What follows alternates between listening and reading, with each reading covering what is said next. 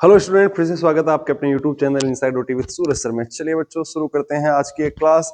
सभी का स्वागत है बच्चों। क्लास रहने वाली है बच्चों for AIIMS, for MCRE, for DSSB, for KGMU. बहुत इंपॉर्टेंट एमसीक्यूज रहेंगे बच्चों। जो सिलेबस है उसी के अकॉर्डिंग हम चलने वाले हैं। ठीक है, 13 नंबर की आज जो है क्लास रहने वाली है एमसीक्यूज की। बाकी अपन जो रिकॉर्डेड दूसरी क्लासेस भी है वो भी अपलोड कर रहे हैं, लेकिन एमसीक्यूज की जो है 12 क्लासेस हो चुकी है। 13 नंबर की जो है ये 13 नंबर की है जो है क्लास रहने वाली है। तो बच्चों डीएसएसबी का पेपर आ रहा है, उसके बाद में सीआरई का नोटिफिकेशन आ गया है। सीआरई के फॉर्म आप लोगों ने अप्लाई कर दिए होंगे, तो उसके लिए भी हम प्रिपेयर करेंगे। तो चलिए बच्चों शुरू करते हैं। सभी का फिर से स्वागत है आपके अपने YouTube channel inside OT with Suraj sir में। चलिए क्वेश्चन नंबर 1 से शुरू करते हैं बच्चों। क्वेश्चन नंबर 1 क्या बोल रहा है question number 1, in tracheostomy the entry into the trachea through the, कि जो आप एंडोट्रेकियल ट्यूब में जब ट्रेकिया लगाते हो ट्रेकियोस्टोमी ट्यूब लगाते हो, तो बोल रहा है कहां से आप एंटर होते हो। ठीक है, तो बोल रहा है क्रिकोइड कार्टिलेज से होते हो, second and third tracheal ring जहां होती है वहां से होते हो, मतलब इनके दोनों के बीच से होते हो, या फिफ्थ ट्रेकियल रिंग से होते हो, या फिर fourth and fifth tracheal ring से होते हो। ठीक है, तो बोल रहा है tracheostomy the enter into the trachea through the, कहां से एंटर हम होते हैं। देखिए एक डायग्राम दिखाता हूं आप लोगों को, समझ में आएगा अच्छे से। ये डायग्राम आप लोगों को दिख रहा है। ठीक है, स्टर्नोमैस्टोइड मसल है यहाँ पर, ये दिखाई दे रही है दोनों तरफ।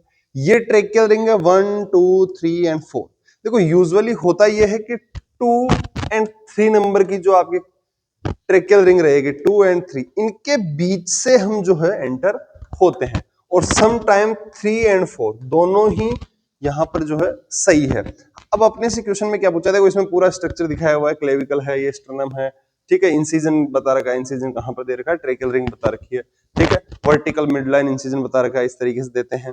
ट्रांसवर्स इंसिजन इस तरीके से देते हैं। ये सब यहाँ पर डायग्राम में जो है बता रखा है। अब वापस आइए, अब मैंने क्या बोला था, 2 एंड 3। अब 2 एंड 3 कहां दिख रहा है, 2 ये रहा सर, 2 एंड 3 ट्रेकियल रिंग, ये 20 का राइट आंसर हो गया। लेकिन मैंने एक चीज और बताई, 3 एंड 4 जो होता है वहां से भी हम एंटर होते हैं। अब बात आती है ट्रेकियोस्टोमी कब की जाती है। ट्रेकियोस्टोमी एक ऐसा प्रोसीजर है, या तो एयरवे को मैनेज करने के लिए किया जाता है, या तो किया जाएगा इमरजेंसी सिचुएशंस में, या फिर किया जाता है अगर आपको लॉन्ग ड्यूरेशन के लिए पेशेंट को जो है वेंटिलेट करना है थ्रू द वेंटिलेटर, या आपके पास में एडमिट है आईसीयू में, आप उसको ज्यादा लंबे समय तक इंट्यूबेट नहीं करके रख सकते, तो वहां पर फिर आपको क्या करना पड़ेगा, ट्रेकियोस्टोमी करनी पड़ेगी। क्लियर है बच्चों, ये क्वेश्चन बहुत इंपॉर्टेंट रहने वाला है। ये एक नई इंफॉर्मेशन अच्छे से आपको मिल जाएगी।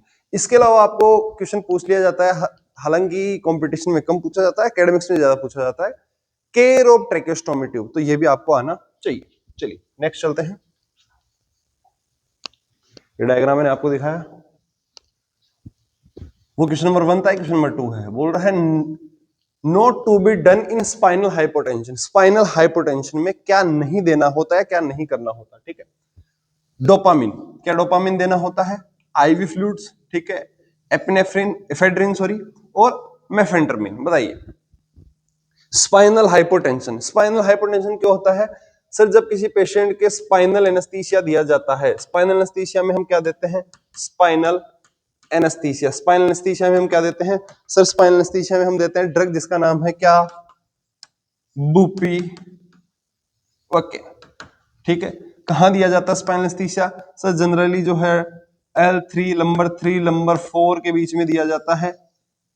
एडल्ट्स में 0.5% हेवी ड्रग काम में ली जाती है बुपियोकेन की। अब ये जाके करता क्या है, ये काम करता है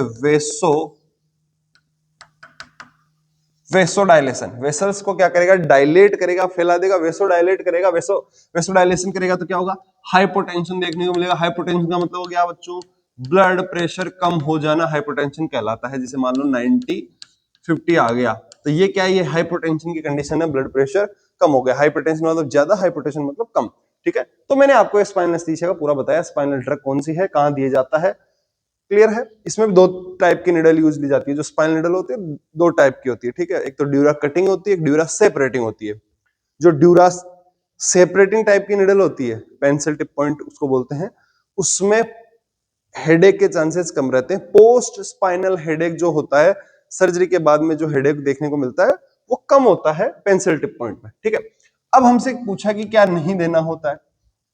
देखो आईवी फ्लूइड, सर बिल्कुल हम आईवी फ्लूइड देंगे क्योंकि जो वेसो डायलेशन हुआ है वो उससे मैनेज होगा, और ऑब्वियसली बात है आप स्पाइनल एनेस्थीसिया दे रहे हो तो आपको आईवी फ्लूइड तो देना ही पड़ेगा। ठीक है, ये मेफेंट्रामीन और जो एफेड्रिन है ये दोनों भी आप दोगे। ये क्या कर रही है, हाइपोटेंशन को मैनेज करने का काम करती है।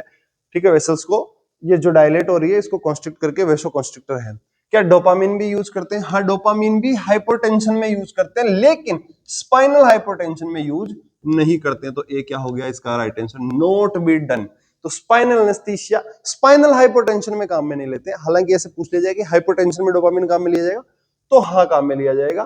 ठीक है, लेकिन स्पाइनल हाइपोटेंशन में काम में ये नहीं लिया जाएगा। क्लियर है बच्चों? नेक्स्ट चलते हैं।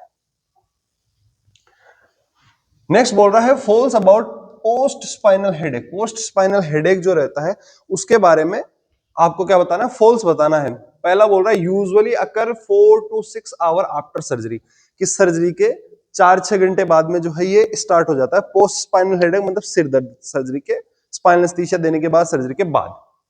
दूसरा बोल रहा है यूजुअली ऑक्सीपिटल, कि मतलब जो बोन होती है आपकी फ्रंटल पेराइटल ऑक्सीपिटल, तो ये बोल रहा है कि ऑक्सीपिटल में पेन होगा। ठीक है, यूजुअली ऑक्सीपिटल में होगा। तीसरा बोल रहा है lowest with pencil tip needle, की जो पेंसिल टिप निडल रहेगी उसके साथ में लोएस्ट रहेगा, कम दर्द होने के चांसेस रहेंगे। और फोर्थ बोल रहा है इन 95% पेशेंट रिलीव इन 1 वीक, कि 95% जो पेशेंट होते हैं उनमें 1 वीक के अंदर अंदर जो है आराम मिल जाता है पोस्ट स्पाइनल हेडेक में। अब क्या पूछा है, गलत बताओ, गलत बताइए जी। ऑक्सीपिटल में दर्द होता है यूजुअली, बिल्कुल होता है सर, फ्रंटल और ऑक्सीपिटल में दोनों में दर्द होता है, तो ये तो सही बात है। अभी अभी मैंने बोला था लास्ट क्वेश्चन में कि 2 टाइप की निडल होती है, ड्यूरा कटिंग, ड्यूरा सेपरेटिंग। तो जो ड्यूरा सेपरेटिंग निडल होती है उसका एग्जांपल है पेंसिल टिप पॉइंट निडल, और पेंसिल टिप पॉइंट निडल में कम चांसेस रहते हैं पोस्ट स्पाइनल हेडेक के, तो ये भी क्या है, सही बात है। 95% जो पेशेंट रहेंगे उनमें 1 वीक के बाद में पोस्ट स्पाइनल हेडेक जो है कम हो जाता है, तो ये भी सही बात है। लेकिन ये बात गलत है, usually occur 4 to 6 hour after surgery, नहीं 24 आवर। ठीक है, आफ्टर 24 आवर ऑफ सर्जरी क्या रहता है, पोस्ट स्पाइनल हेडेक के चांसेस रहते हैं, तो इतना जल्दी नहीं होगा। तो ए क्या हो गया, राइट आंसर इसका हो गया। क्लियर है क्या? नेक्स्ट चलो। कई जगह आपको ये आंसर मिल सकता है लेकिन ये नहीं है। यूजुअली ऑक्सीपिटल, ऑक्सीपिटल और फ्रंटल 2 बोन होती है जिसमें पोस्ट स्पाइनल हेडेक होता है, तो ये तो सही है। नेक्स्ट बोल रहा है the shock energy delivered by biphasic defibrillator for patient with ventricular fibrillation और पल्सलेस वेंटिकुलर टेकिकार्डिया, कि क्या एनर्जी का शॉक आप दोगे पेशेंट को। इस क्वेश्चन को मैं थोड़ा इजीली समझा देता हूं। ये बोल रहा है कि आपके पास में पेशेंट आया जिसके क्या है, वेंटिकुलर फिब्रिलेशन और वेंटिकुलर टेकिकार्डिया है। ठीक है, पल्सलेस वीटी और वीएस। अब आपको पूछ रहा है कि भाई साहब आप जो शॉक दोगे डिफिब्रिलेटर, डिफिब्रिलेटर क्या होता है बेसिकली, जो आप कभी मूवी में आपने देखा हो करंट का वो झटका देते हैं यहां पर लगा के, पेडल्स लगा के, तो उसको बोलते हैं डिफिब्रिलेटर। ठीक है, डिफिब्रिलेटर पे अलग से मैं थ्योरी क्लास एक लाऊंगा यहां पर। तो पूछ रहा है कि वो जब दोगे तो उसमें 2 टाइप होते हैं, एक होता है मोनोफेजिक, एक होता है बाइफेजिक। तो बोल रहा है कि बाइफेजिक जो रहता है उसका, बाइफेजिक का मतलब क्या होता है बेसिकली, देखो मोनोफेजिक में तो एक डायरेक्शन में करंट डिलीवर होता है, बाइफेजिक में दोनों डायरेक्शन में करंट जो है डिलीवर होता है। तो ये पूछ रहा है कि उसकी एनर्जी क्या रहेगी, 360 से 400 जूल, 60 से 70 जूल, 260 से 300 जूल और 120 से 200 जूल। बताइए बाइफेजिक। बाइफेजिक में मैंने बोला दोनों तरफ करंट डिलीवर होता है, तो यह याद रखना है कि भाई साहब बाइफेजिक मतलब दोनों तरफ, मतलब करंट कम देना पड़ेगा, क्योंकि एक से भी आ रहा है दूसरे से भी आ रहा है तो करंट कम होगा। ठीक है, तो ये नहीं होगा, ये बहुत ज्यादा कम है, ये भी नहीं है, तो क्या हो गया, डी राइट आंसर हो गया 120 से। हालांकि कई जगह आपको बुक्स में ये मिलेगा 150 से 200 जूल, ठीक है, या 160 मिल सकता है, लेकिन अब ऑप्शंस के अकॉर्डिंग क्या सही हो जाएगा, डी इसका राइट आंसर हो जाएगा। क्लियर है बच्चों? बहुत बढ़िया। कितने केजी का वजन देते हैं जब आप किसी पेशेंट को डिफेब करते हो, इस अडल्ट पेशेंट की बात कर रहा हूं, तो 10 केजी इक्विवेलेंट, 10 केजी के इक्विवेलेंट आप जो है फोर्स देते हो, ऐसे दबाते हो ना उनको, तो 10 केजी के समथिंग जो है आप फोर्स जनरेट कर सकते हो। इसमें पेडल साइज भी आती है, अडल्ट की जो रहती है 13 सेंटीमीटर, 13 सेंटीमीटर का रहता है पेडल, पेडल साइज आती है इसमें अलग अलग, ठीक है। नेक्स्ट चलते हैं। नेक्स्ट बोल रहा है what is the shock energy level administered using monophasic defibrillator during advance cardiac life support. आप किसी पेशेंट को कार्डियक लाइफ सपोर्ट प्रोवाइड करवा रहे हो एडवांस, तो आप उसमें क्या कर रहे हो, डिफिब्रिलेट कर रहे हो पेशेंट को, डिफिब्रिलेशन का करंट का शॉक दे रहे हो, ठीक है। तो ये पूछ रहा है कि भाई साहब मोनोफेजिक है जी, कहां गया जी, ये रहा मोनोफेजिक है, तो पूछा कितना करंट लेवल होगा। अभी अभी लास्ट क्वेश्चन मैंने बताया मोनोफेजिक मतलब एक डायरेक्शन में करंट आएगा तो ज्यादा जो है आपको जरूरत पड़ेगी। 220 जूल, 210 जूल, 360 जूल और 310 जूल। तो कुछ नहीं याद रखना, रट लो कुछ भी करो, याद रखो 360 जूल। 360 जूल किसमें होता है, मोनोफेजिक में, और 150 से 200 जूल जो रहेगा वो किसमें रहेगा, बाइफेजिक में। ये आपको याद होना चाहिए, इसमें समझाने जैसा कुछ भी नहीं है। क्लियर है बच्चों? नेक्स्ट चलो। नेक्स्ट बोल रहा है in drugs what is the class of mannitol, कि ड्रग्स के अंदर मेनिटोल जो ड्रग रहेगी उसकी क्लास क्या रहेगी। देखो मेनिटोल पे आजकल क्वेश्चन बहुत ज्यादा पूछे जा रहे हैं, हर एग्जाम में किसी ना किसी क्वेश्चन एग्जाम में मेनिटोल का जरूर क्वेश्चन आता है। मेनिटोल बेसिकली होती क्या है ये पूछ रहा है आपसे कि किस क्लास की ड्रग है, क्या एंटीएमेटिक ड्रग है, या पोटेशियम सफेरिंग डायूरेटिक है, या ओस्मोटिक डायूरेटिक है, या फिर लूप डायूरेटिक, बताइए क्या रहेगा।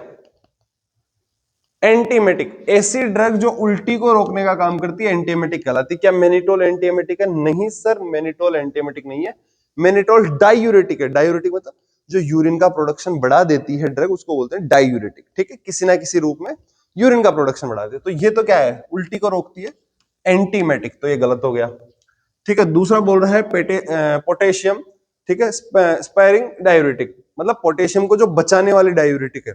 तो बिल्कुल सही बात है, डायूरेटिक तो है ये, लेकिन पोटेशियम वाली ये नहीं है, ठीक है। पोटेशियम जो आती है ना स्पायरिंग डायूरेटिक्स, उसमें क्या होता है बच्चों, यूरिन का प्रोडक्शन बढ़ा देती है लेकिन पोटेशियम का लॉस नहीं होने देती। ये अंतर होता है, तीनों में अंतर बताऊंगा। दूसरा है ओस्मोटिक डायूरेटिक और तीसरा लूप डायूरेटिक। तो मेनिटोल किस क्लास की ड्रग है, ओस्मोटिक डायूरेटिक। ये क्या करती है, जो ओस्मोटिक प्रेशर है वो बढ़ा देती है ट्यूब्स में, तो वहां पर फिर क्या होता है, रीएब्जॉर्प्शन जो होगा वो नहीं होगा और वहां पर यूरिन आउटपुट जो है बढ़ जाएगा। तीसरा सी इज द राइट आंसर। और चौथा है लूप डायूरेटिक। लूप डायूरेटिक का मतलब होता है जो लूप होता है उसमें सोडियम जो आयन होते हैं, क्लोराइड आयन होते हैं, ठीक है, उस पे ये वर्क करता है और वहां से फिर जो है यूरिन के आउटपुट को ये बढ़ा देता है, तो उनको बोलते हैं लूप डायूरेटिक। क्लियर है? तो ये क्या है, ओस्मोटिक डायूरेटिक है, तो C is the right answer mannitol. कब दी जाती है, स्पेशली दी जाती है जी अगर किसी पेशेंट का इंट्राक्रेनियल टेंशन आईसीटी, आईसीटी बढ़ गया हो ड्यू टू ट्रॉमा, कि कहीं पे गिरा, इंटरनल चोट लगी और स्वेलिंग आ गई, आईसीटी बढ़ गया, इंट्राक्रेनियल प्रेशर बढ़ गया, तो वहां पर हम यूज कर रहे हैं ताकि वो आईसीटी कम हो सके, इंट्राक्रेनियल टेंशन जो है कम हो सके। नेक्स्ट पूछ रहा है body temperature less than 30 degree Celsius is called, कि 30 डिग्री सेल्सियस से नीचे भाई साहब टेम्परेचर आ गया है तो उसको हम क्या बोलेंगे, हाइपोथर्मिया बोलेंगे, हाइपरथर्मिया बोलेंगे, हाइपोक्सिया बोलेंगे, या हाइपरटेंशन बोलेंगे, बताइए। तीन टाइप का आपके हाइपोथर्मिया देखने को मिलता है, इसका आंसर पहले हाइपोथर्मिया होगा। देखो हाइपरटेंशन मतलब ब्लड प्रेशर का ज्यादा हो जाना, हाइपोक्सिया का मतलब क्या हो गया, ऑक्सीजन की डेफिशिएंसी हो जाना, मतलब कम हो जाना। ये टर्म्स आनी चाहिए आपको, एक एक याद होनी चाहिए, ठीक है। यार एक चीज के लिए मुझे बहुत बुरा लगा, आप जो लोग पुराने हैं जो काफी टाइम से मुझे देखते आ रहे हैं वो लोग जानते हैं कि मैं कभी भी फालतू का फ्लेक्स नहीं करता। अभी मैं क्या हुआ है, कल कहीं पे पोस्ट देखी थी मैंने किसी XYZ कोचिंग की, जो बच्चे मेरे कांटेक्ट में है डायरेक्टली, मतलब इंस्टा पे है या व्हाट्सएप पे है, सब पे है, ठीक है। इंस्टा आईडी अपने डिस्क्रिप्शन में मिल जाएगी आपको, जाइए फॉलो कीजिए, मेरी खुद की पर्सनल आईडी भी है, साथ ही साथ अपने जो कोचिंग का जो यूट्यूब चैनल है उसके नाम से भी एक इंस्टा आईडी है, तो जाके फॉलो कीजिए। वहां पर क्या है, हम लोग आपस में जो है बात कर सकते हैं, कभी आपको कोई डाउट हुआ तो आप मैसेज मुझे कर सकते हो, मैं कोशिश करता हूँ सभी के रिप्लाई करने की। तो मैं क्या पोस्ट देखा, तो किसी XYZ कोचिंग ने क्या कर रखा है, जो भी बच्चे मेरे से पढ़े हैं, इवन ऑफलाइन में मेरे से पढ़े हैं, जिनका कॉलेज मेरे से वो पढ़ के पास हुए हैं, वो लोग कंपटीशन की तैयारी करें जब मेरे से पढ़े हैं, मेरे नोट्स पढ़ रहे हैं। कल परसों एमपी ग्रुप 5 का रिजल्ट आया था और डीएसएसबी का भी कुछ टाइम पहले रिजल्ट आया था। भाई साहब लाइन से फोटो लगा रखी है इसे, ये हमारी कोचिंग से पढ़ा हुआ सिलेक्टेड, ये हमारे, मैंने कहा क्या कर रहे हो भाई। जो बच्चे, अच्छा एक चीज और, वो लोग पेड कोर्सेज आपको बेच रहे हैं, मैं आपको यहाँ फ्री ऑफ कॉस्ट पढ़ा रहा हूँ, वो लोग आपको पेड कोर्स दे रहे हैं। अब जो बच्चे सेलेक्ट हुए हैं वो ऑब्वियस सी बात है, मतलब जितने की उन्होंने फोटो लगा रखी 50% मेरे से पढ़े हुए हैं, ठीक है।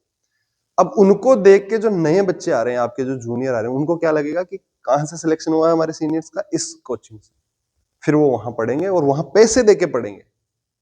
ये हो रहा है, ये मतलब एक बहुत ही नीच हरकत है, छोटी हरकतें हैं कि आप मतलब बिना मतलब की फोटोज अपलोड कर रहे हो कि हमारा, मेरे पास में कम से कम 20 मैसेज आए हुए हैं जो सिलेक्टेड बच्चे हैं उनके, किसी का इंस्टा पे, किसी का व्हाट्सएप पे है।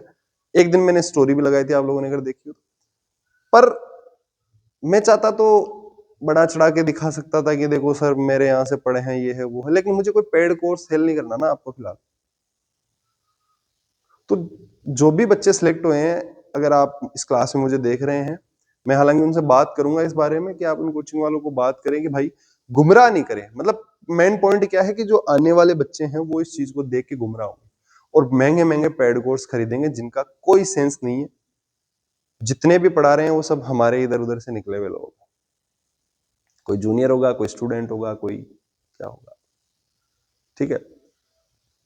तो वो एक गलत ट्रेंड फिर सेट हो जाएगा। जो भी नए बच्चे आ रहे हैं वो महंगे महंगे पैसे देंगे, उसके बाद कोर्स खरीदेंगे, फिर उनको कोर्स के नाम पे मिलेगा कुछ भी नहीं, ठीक है। फिर वो घूमते रहेंगे उधर। और यहाँ पर जब आपको फ्री ऑफ कॉस्ट में बढ़िया चीजें प्रोवाइड करवा रहा हूं, तो बिना मतलब कोर्स खरीदने का क्या सेंस है। मत जाओ किसी बिना मतलब का, ठीक है। अगर आपको लग रहा है, आपको जेन्युइन लगता है कि नहीं मुझे लेना चाहिए, आप लो, कोई दिक्कत नहीं है। लेकिन फेक नैरेटिव जो है, मतलब जो फेक उन्होंने जो दिखा रखी चीजें, उसके ऊपर आपको नहीं जाना है। और ये जो आपके जूनियर्स है उनको भी चीजें समझानी कि जो फोटोज लगाई जा रही है वो कोई सेंसफुल नहीं है, ठीक है। मैं किसी कोचिंग का नाम तो नहीं लूंगा, लेकिन वो कोचिंग वाले भी समझते हैं इन चीजों को, आप लोग भी समझते हो इन चीजों को। चलिए नेक्स्ट चलते हैं। तो अपनी बात चल रही थी हाइपोथर्मिया के बारे में। हाइपोथर्मिया का मतलब होता है बच्चों बॉडी का टेम्परेचर, बॉडी का टेम्परेचर कम हो जाना, ठीक है। कितने से कम हो जाना सर? 37 के समथिंग जो है नॉर्मल टेम्परेचर रहता है। अगर 35, 36 से भी अगर नीचे टेम्परेचर जाता है तो इसको हम नाम देते हैं हाइपोथर्मिया। यहां पर क्या बोल रहा है? 30 डिग्री से नीचे टेम्परेचर, हम इसको नाम देंगे हाइपोथर्मिया। हाइपोथर्मिया बेसिकली 3 टाइप का होता है, ठीक है। एक होता है माइल्ड हाइपोथर्मिया, एक होता है मॉडरेट, एक होता है सीवियर। माइल्ड का मतलब तो क्या हो गया, टेम्परेचर लगभग लगभग आपका 31 से लेके 35 के समथिंग रहता है, नहीं 29 से लेके और 35 तक रहता है, इसको हम नाम देते हैं माइल्ड हाइपोथर्मिया। उसके बाद में 26 भी 36 भी लिख सकते हो। उसके बाद में 21 से लेके 28 डिग्री सेल्सियस तक जो आपका टेम्परेचर रहेगा उसको हम नाम देंगे क्या, मॉडरेट। और अगर इससे 20 डिग्री सेल्सियस से नीचे टेम्परेचर चला जाता है तो इसको हम नाम देंगे सीवियर हाइपोथर्मिया। क्लियर है? 20 डिग्री पे जाने के बाद में यूरिन आउटपुट जो है वो 0 हो जाता है, तो ये A is the right answer. Hyperthermia, body का टेम्परेचर बढ़ जाना, 38, 39 डिग्री सेल्सियस पहुंच गया, हाइपर थर्मिया कहलाएगा। हाइपोक्सिया मैंने आप लोगों को बताया, और हाइपरटेंशन मतलब ब्लड प्रेशर का बढ़ जाना हाइपरटेंशन कहलाता है। 140, 100 है तो हम उसको क्या नाम देते हैं, हाइपर थर्मिया नाम देते हैं। फिर इसमें भी होता है माइल्ड, मॉडरेट और सीवियर। क्लियर है? 200 तक पहुंच गए तो सीवियर हो गई, मतलब आगे 180, 150 आ रही है तो सीवियर हाइपरटेंशन हो गया। नेक्स्ट बोल रहा है what is the length of epidural needle. Epidural needle जो होती है उसकी लेंथ क्या होती है बोल रहा है, 1 और 1.5 इंच, 3 और 3.5 इंच, 2 और 2.5 इंच, 4 और 4.5 इंच। बताइए क्या आंसर यहां पर रहने वाला है। एपिड्यूरल नीडल कहां पर यूज ली जाती है? किसी पेशेंट को एपिड्यूरल एनेस्थीसिया दिया जाता है वहां पर यूज ली जाती है। देखो 3 टाइप, जनरल एनेस्थीसिया होता है, स्पाइनल एनेस्थीसिया होता है, ठीक है, एपिड्यूरल एनेस्थीसिया होता है।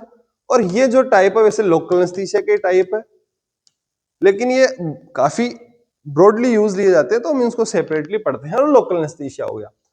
तो एपिड्यूरल एनेस्थीसिया कहां पे लगाया जाएगा? एपिड्यूरल स्पेस जो होता है वहां पर एपिड्यूरल एनेस्थीसिया लगाया जाता है। तो उसके लिए एपिड्यूरल निडल काम में ली जाती है। तो उसकी लंबाई पूछ रहा है आपसे कितनी होगी, 1 और 1.5 इंच नहीं, क्या रहेगी 3 और 3.5 इंच के समथिंग जो है इसकी लेंथ रहेगी। तो बी इसका राइट आंसर हो जाएगा बच्चों। क्लियर है? स्पाइनल निडल स्पाइनल एनेस्थीसिया लगाने में काम में जाती है। एपिड्यूरल एपिड्यूरल एनेस्थीसिया में। स्पाइनल निडल स्पाइनल एनेस्थीसिया लगाया जाता है सब एरिकनोइड स्पेस में। याद कर लो स्पाइनल एनेस्थीसिया कहां दिया जाता है? सब एरिकनोइड स्पेस में। एपिड्यूरल एनेस्थीसिया कहां दिया जाता है? एपिड्यूरल स्पेस में। क्लियर है? नेक्स्ट चलो। नेक्स्ट बोल रहा है post dural puncture headache PDPH is caused due to, कि जो पोस्ट ड्यूरल पंचर हेडेक मतलब आपने किसी पेशेंट के स्पाइनल एनेस्थीसिया लगाया,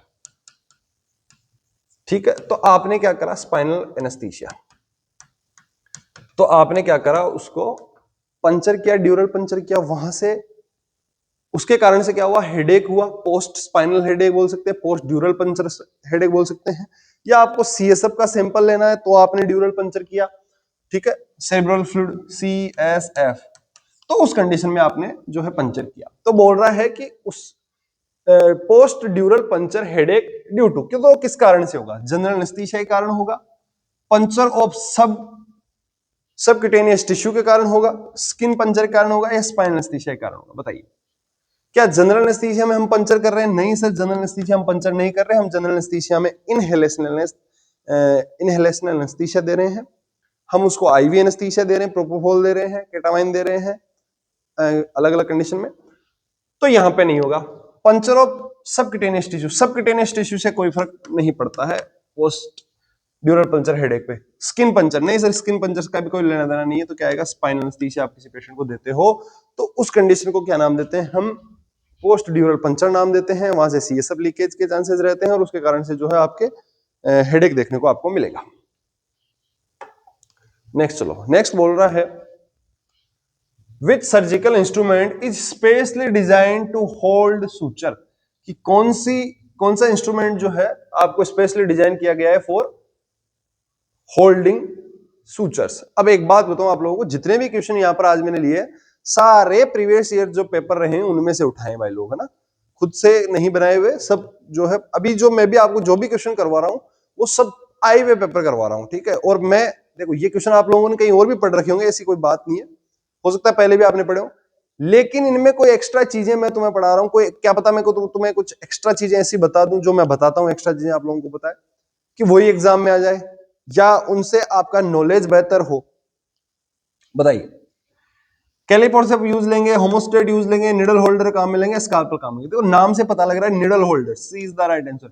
निडल को होल्ड करने के लिए काम में लिया जाता है, नाम दिया जाता है निडल होल्डर। सूचर जब लगाए जाते हैं तो जो सूचर मतलब टांके जो लगा रहे हो आप, तो उसकी जो निडल रहती है उस निडल को होल्ड करने में काम में आता है निडल होल्डर, और वो फिर सूचरिंग हम पेशेंट को करते हैं। दो टाइप के होते हैं, एब्जॉर्बेबल होते हैं, नॉन एब्जॉर्बेबल होते हैं। कभी आगे आएगा क्वेश्चन तो दोनों के बारे में डिस्कस करेंगे, सूचर नॉन एब्जॉर्बेबल और एब्जॉर्बेबल। नेक्स्ट बोल रहा है what is the purpose of pre oxygenation before inducing anaesthesia, कि एनेस्थीसिया देने से पहले प्री ऑक्सीजनेशन करते हो आप। प्री ऑक्सीजनेशन मतलब अच्छे से ऑक्सीजन आप पेशेंट को देते हो, तो क्या कारण होता है, ठीक है। Inducing amnesia in the patient, कि पेशेंट को क्या एमनीजिया मतलब गहरी नींद आए कुछ। उसके बाद बोल रहा है प्रिवेंटिव अवेकनेस ड्यूरिंग सर्जरी। चौथा बोल रहा है increase the patient oxygen reserve, और चौथा बोल रहा है enhance the effect of muscle relaxant. देखो किया क्या जाता है, प्री ऑक्सीजनेशन क्या होता है वो समझेंगे। जब किसी पेशेंट को आपको जनरल एनेस्थीसिया देना है तो आप क्या करते हो, पेशेंट जब आपके पास में आया OT टेबल पे लेट गया, उसके बाद में उसको विथ 100% ऑक्सीजन, 100% ऑक्सीजन के साथ में 3 मिनट तक क्या करते हो आप, वेंटिलेट करते हो, अच्छे से वेंटिलेट करते हो। उससे होता क्या है, डीनाइट्रिफिकेशन होता है उससे। डीनाइट्रिफिकेशन मतलब कैसे, इन्वायरमेंट में 78% क्या है बच्चों, 78% आपके पास में क्या है, नाइट्रोजन, और 21% क्या आपके पास में ऑक्सीजन, बाकी अदर गैसेज है, ठीक है। तो आप जो सांस ले रहे हो, मैं जो सांस ले रहा हूं, उसमें हम क्या ले रहे हैं, ये दोनों गैसेज बेसिकली मेजोरिटी में यही जा रही है। 78% नाइट्रोजन है, तो सीधी सी बात है जो आपके लंग्स में कुछ गैसेज रह जाती है, ठीक है, डेड स्पेस में गैसेज रह जाती है, वहां पर नाइट्रोजन भी होगा अच्छे से। तो ये ऑक्सीजन के रिजर्व को बढ़ाने के लिए क्या करते हैं, 3% 3 मिनट तक 100% ऑक्सीजन के साथ में पेशेंट को वेंटिलेट करते हैं। उससे क्या होता है, ये जो वहां पर एक्स्ट्रा पड़ी थी, ठीक है, हालांकि दोनों होती है पर ज्यादा क्या है, नाइट्रोजन, तो वो रिमूव हो जाएगी वहां से, तो उसको बोलते हैं डीनाइट्रिफिकेशन। ठीक है, उससे क्या होगा, ऑक्सीजन का रिजर्व बढ़ेगा, जो ऑक्सीजन कैरिंग कैपेसिटी है वो भी अच्छी रहेगी। तो क्या हो गया, ये रहा, increase the patients oxygen reserve. देखो ऐसे क्वेश्चन को करना होता है, बिल्कुल आराम से पढ़ो, शांति से पढ़ो, क्या पूछ रहा है, क्या अपने को करना है। ठीक है, देखना तुम किसी पेशेंट को जनरल एनेस्थीसिया दिया जाए तो उससे पहले देखना कैसे पेशेंट को जो है अच्छे से वेंटिलेट, क्या ओटी टेबल पे लेट गया, उसके बाद में 3 मिनट तक उसको 100% ऑक्सीजन के साथ में जो है वेंटिलेट किया जाता है। समझ में आया क्या? चलो, अरे बोर तो नहीं होते ना, देखो बोर तो होना भी नहीं है क्योंकि अपने को तैयारी करनी है भाई। तो सीरियस होके 24 घंटे आपके पास में होते हैं, 23 घंटे आप कुछ भी करो, 1 घंटा या 40 मिनट की मेरी क्लास रहती है, 40 मिनट जीवन के सीरियस होके यहाँ पढ़ लो, मैं तुम्हें गारंटी दे रहा हूं बहुत अच्छा करोगे दूसरे लोगों से, बहुत अच्छा। बोल रहा है विच, दिखाई तो दे रहा है ना भाई लोग, नीचे करूं क्या? बोल रहा है which type of anaesthesia is commonly use for short surgical procedure. Short surgical procedure मतलब छोटा सा सर्जिकल प्रोसीजर है, उसके लिए आप कौन सा एनेस्थीसिया काम में लोगे, आपसे ये पूछ रहा है which type of anaesthesia use for short surgical procedure. Local anaesthesia, spinal anaesthesia, general anaesthesia, epidural anaesthesia.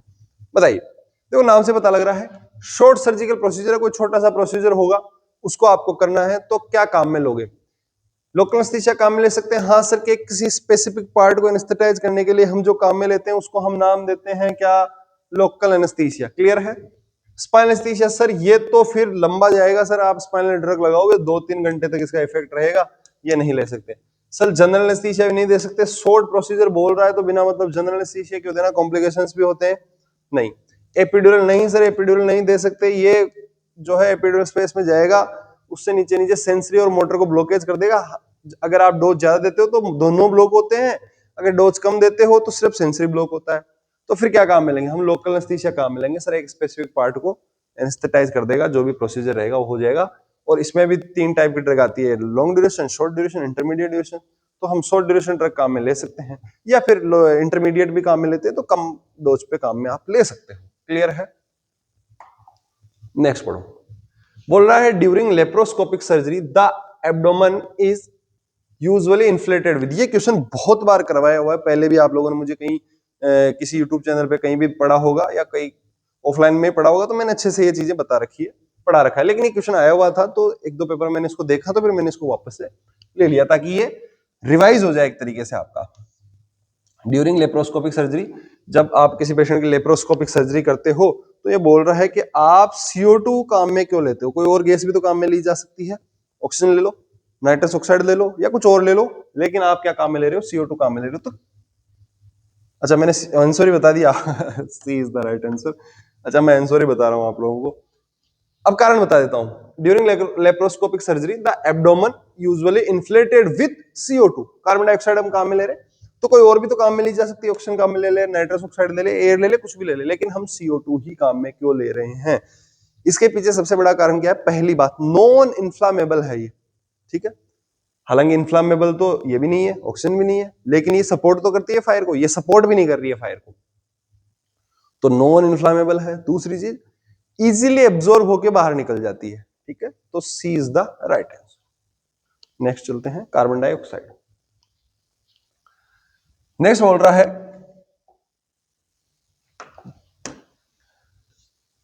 What is the main purpose of electrosurgical unit, जिसको बोल रहे हैं ESU इन सर्जरी, कि इलेक्ट्रो सर्जिकल यूनिट ESU का surgery में क्या काम रहता है, मेन पर्पज क्या है? Monitoring heart rate, cutting and coagulation tissue, administered IV fluid, या मेजरिंग ब्लड प्रेशर। बताइए, electrosurgical unit monitoring heart rate, cutting and coagulation tissue, administered IV fluid, या फिर मेजरिंग ब्लड प्रेशर। नहीं सर, ब्लड प्रेशर मेजर नहीं करती है, ठीक है। जो मल्टीपैरा मॉनिटर होता है वहां से मेजर हो रहा है ब्लड प्रेशर, ठीक है। क्या होता है, NIBP, non invasive blood pressure monitoring करते हैं उस टाइम पे। नॉन इन्वेजिव का मतलब क्या हुआ, आप बॉडी के अंदर इंसर्ट नहीं हो रहे हो, आप जो है कफ लगा रहे हो और आप जो है बीपी पेशेंट की मेजर कर रहे हो। आईवी फ्लूइड एडमिनिस्टर्ड, नहीं सर, आईवी फ्लूइड एडमिनिस्टर्ड का काम ही नहीं है। B is the right answer. Cutting and coagulate tissue, tissue को कट करने के लिए, कोगुलेट करने के लिए बेसिकली कोटरी है, ठीक है। जो पेंसिल होती है ना, आप जब पेशेंट की सर्जरी कर रहे होते हो तो उस टाइम पे हम काम में लेते हैं, ठीक है। तो कोटरी पेंसिल है ये। कोटरी को हम क्या बोल रहे हैं, इलेक्ट्रोसर्जिकल यूनिट बोल रहे हैं। मॉनिटरिंग हार्ट रेट, नहीं सर, ये भी हम क्या करते हैं, ईसीजी लगा देते हैं, तो मल्टीपैरा मॉनिटर होता है वो वहां पर मेजर कर रहा होता है।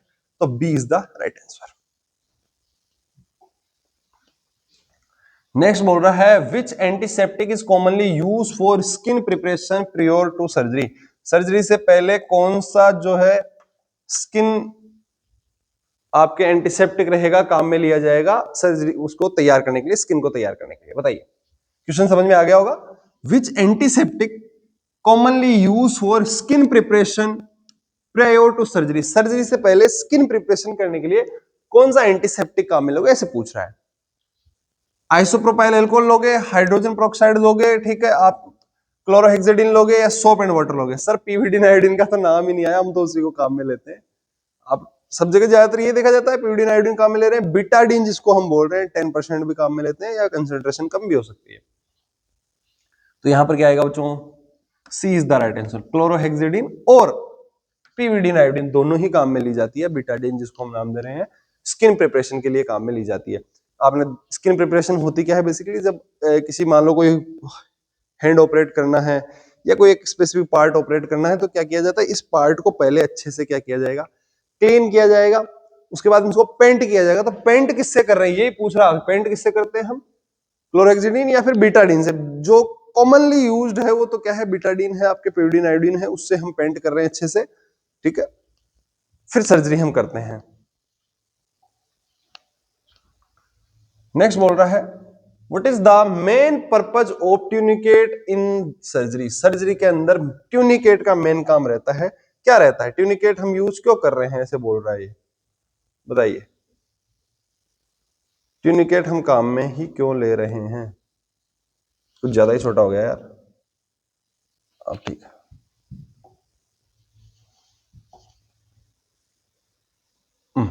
बताइए। मेंटेन ब्लड प्रेशर, ठीक है, कोटराइज वेसल्स, प्रिवेंट ब्लड लॉस, या एडमिनिस्टर्ड आईवी फ्लूइड।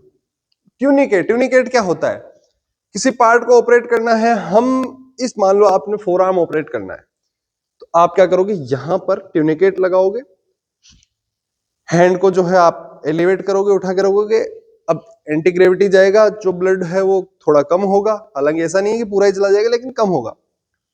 उसके बाद में ट्यूनिकेट लेंगे, उसमें प्रेशर देंगे बढ़िया से, और उसके बाद में क्या होगा, आगे की तरफ ब्लड का फ्लो जो है वो मिनिमाइज हो जाता है बिल्कुल, या फिर ना के बराबर रहता है, उसको हम ट्यूनिकेट बोल रहे हैं। अब उससे हो क्या रहा है, आप जब इस पार्ट की सर्जरी करोगे तो ब्लड लॉस कम होगा, क्योंकि आपने ब्लड वेसल जो है पीछे वाले उनको बिल्कुल क्या कर दिया, ब्लॉक कर दिया है, तो आगे जो है ब्लड आ ही नहीं रहा है। अरे समझ में आएगा लाला।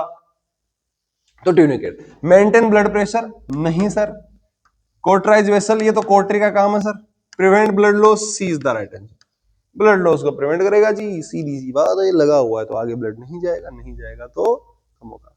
अरे आया क्या समझ में, तो इसी बात पे चैनल को सब्सक्राइब कीजिए, लोगों तक पहुंचाइए, और इंस्टा आईडी जो है उसको भी आप जो है फॉलो कीजिए। क्लियर है, कोई बिना मतलब के मैसेज नहीं करें, काम के मैसेज करें, गुड मॉर्निंग गुड इवनिंग नहीं करें, ठीक है। आपको जेन्युइन आपका कोई क्वेश्चन होता है आप कीजिए, मैं वहां मैसेज का आपका रिप्लाई करने की कोशिश करता हूँ। लगभग सभी स्टूडेंट का जो है मैं रिप्लाई कर रहा हूँ। अभी तो अभी क्या न्यू आईडी है, तो उस पर क्या बहुत ज्यादा लोग नहीं है, तो मैसेज उस पर लिमिटेड आते हैं, तो मैं लगभग लोगों के रिप्लाई देता हूँ। समझ में आ गया क्या प्यारे बच्चों, तो चलिए नेक्स्ट। नेक्स्ट बोल रहा है जी, क्या बोल रहा है, सुनो। Which the what is the purpose of the Trendelenburg position during surgery, surgery के दौरान ट्रेंडेलेनबर्ग पोजीशन आप किसी पेशेंट को दे रहे हो, तो क्या कारण है। Improve venous return, reduce intracranial pressure, increase surgical side visibility या reduce risk of aspiration. Aspiration का मतलब क्या होता है, सलाइवा या फिर ओरल के जो सिक्रेशन होते हैं वो क्या हो जाए, ट्रेकिया में चले जाए, उसको क्या बोल रहे हैं हम, एस्पिरेशन या एस्पिरेट करना। सही चीज नहीं है ये, अगर होता है तो दिक्कत होती है पेशेंट को, ठीक है, निमोनिया जैसे हो सकता है या फिर और भी कुछ लंग की जो है प्रॉब्लम्स हो सकती है। तो ट्रेंडेलेनबर्ग की बात चल रही है, तो किस लिए दिया जाता है, इंप्रूव वीनस रिटर्न। ट्रेंडेलेनबर्ग कैसी पोजीशन होती है, ये सुपाइन पोजीशन में पेशेंट लेटा हुआ है, ऐसे ऐसे ऐसे ऐसे कैसे ऐसे, ये सुपाइन है। हम क्या करेंगे जी, इसको थोड़ा सा ऐसे कर देंगे, तो ये हो गया इसका, ये खोपड़ी, ये पैर, ये हाथ। अब देखो ऐसे था, ऐसे झुक गया, वीनस रिटर्न, सिस्टेमिक सर्कुलेशन में आएगा ब्लड, तो improve venous return, A is the right answer. ठीक है, डायग्राम ऐसा बनाया है कि नजर नहीं लगे किसी की, तो नजर नहीं लगानी। अब रिवर्स ट्रेंडेलेनबर्ग में क्या होगा, ऐसे कर देंगे, ये सिर ऊपर हो जाएगा, पैर नीचे हो जाएंगे। रिवर्स ट्रेंडेलेनबर्ग में क्या कर रहे हैं, सिर नीचे पैर ऊपर, पैर ऊपर सिर नीचे। ये लो, ये हो गया ट्रेंडेलेनबर्ग पोजीशन का काम। अरे बहुत इजी क्वेश्चन पूछे जाते हैं यार, बढ़िया क्वेश्चन पूछे गए लगभग सारे। 2-4 क्वेश्चन आते हैं जो डराने के लिए होते हैं, अगर नहीं आते हैं उनको छोड़ो, सीधी बात ये है। उनके चक्करों में फंस गए तो फंस गए। एग्जाम से एक दिन पहले बढ़िया लाइव आऊंगा, क्लास पता नहीं लूं नहीं लूं, लेकिन बात करूंगा आप लोगों से सबसे, ठीक है, बढ़िया बैठ के बात करेंगे। आप लोग कमेंट्स में क्वेश्चन पूछोगे और मैं आप लोगों को रिप्लाई करूंगा, एग्जाम देने का तरीका बताऊंगा आपको कैसे एग्जाम देना है, ठीक है। नेक्स्ट क्वेश्चन बोल रहा है जी, what is the bougie primarily use for. जो आपके बुजी होती है जब आप पेशेंट को, अच्छा मैं अभी आंसर बता देता, क्यों काम में लेते हैं पहले वो बताओ, फिर पूरा बताता हूं। स्यूचरिंग, एयरवे मैनेजमेंट, ठीक है, ड्रेनिंग फ्लूइड, या फिर डिसेक्टिंग टिश्यू, टिश्यू को काटने के लिए, या फिर वहां से विजुअलाइजेशन सही करने के लिए, बताइए। तो किस काम में लिया जाता है, फॉर एयरवे मैनेजमेंट। अब बताता हूं, स्टाइलेट और बुजी लगभग एक जैसे ही काम करते हैं, ठीक है। क्या होता है, आपको किसी पेशेंट को इंट्यूबेट करना है तो वहां पर ये काफी हेल्प करता है फॉर इंट्यूबेशन, ठीक है, इसलिए तो बोल रहा है एयरवे मैनेजमेंट के लिए काम में लिया जाता है। क्लियर है क्या जी, बहुत ही बढ़िया। नेक्स्ट क्वेश्चन, नेक्स्ट पढ़िए। नेक्स्ट बोल रहा है, describe the onset and recovery time for propofol. Propofol के लिए रिकवरी टाइम और ऑनसेट टाइम क्या है, fast onset slow recovery, slow onset slow recovery, fast onset fast recovery, और नन ऑफ देम। देखो ये ऑनसेट और रिकवरी क्या है ये बता देता हूं आप लोगों को। ऑनसेट का मतलब हो गया कितना जल्दी काम कर रहा है, तो कितना जल्दी करता है sir, one arm brain circulation में ये वर्क करता है 15 second, one arm brain circulation, मतलब आपने लगाया वो पूरा बॉडी में घूम गया, वन आर्म ब्रेन सर्कुलेशन उसको बोलते हैं, उतनी देर में काम करता है, मतलब फास्ट ऑनसेट। तो फास्ट ऑनसेट सही बात है, स्लो ऑनसेट गलत, फास्ट ऑनसेट सही बात है, नन ऑफ देम गलत। आगे रिकवरी टाइम पूछा है, रिकवरी टाइम मतलब वापस कितनी देर में उसका इफेक्ट खत्म हो रहा है, रिकवरी टाइम क्या है, टी हाफ क्या है, ठीक है। तो फास्ट ऑनसेट फास्ट रिकवरी है, टी हाफ फास्ट है, तो क्या हो गया, स्लो बोल रहा है, गलत हो गया, तो C is the right answer. ये लो, ये ले भाई लाड ले, fast onset and fast recovery इसकी रहेगी आपके प्रोपोफॉल की। प्रोपोफॉल कब दिया जाता है, किसी पेशेंट को आपको क्या करना रहे, जनरल एनेस्थीसिया देना रहे, वहां पर ये काम में लिया जाता है। क्लियर है बच्चों, किसी पेशेंट को जब जीए दिया जाता है उस टाइम पे इसको काम में लिया जाता है। तो चलिए बच्चों, आज के जो है क्वेश्चंस खत्म हो गए हैं, इतने ही थे, बहुत अच्छे क्वेश्चन है, इंपॉर्टेंट क्वेश्चन है, आप लोगों को समझ में आएंगे। तो ये है बच्चों सूरज सर और ये करवाते हैं तैयारी एमसीआरई, डीएसएसबी, केजीएमयू के लिए, बहुत इंपॉर्टेंट क्वेश्चंस ये रहने वाले हैं।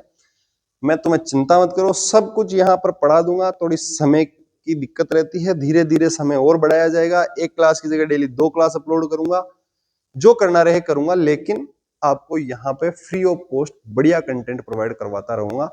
आप लोग बस विश्वास बनाए रखें। जिन लोगों को फाइनेंशियली दिक्कत है, जो नहीं खरीद सकते महंगे महंगे कोर्स, उनको आप ये शेयर कर दीजिए अपना महंगा कोर्स, अपना तो कोर्स ही नहीं है, महंगा क्या करेगा, तो उनको शेयर कर दीजिए। क्लियर है। तो चलिए बच्चों, मिलते हैं हम अगली क्लास में, तब तक के लिए goodbye, see you soon guys, thank you so much, और लगे रहे हैं, तैयारी करते रहे हैं, थैंक यू।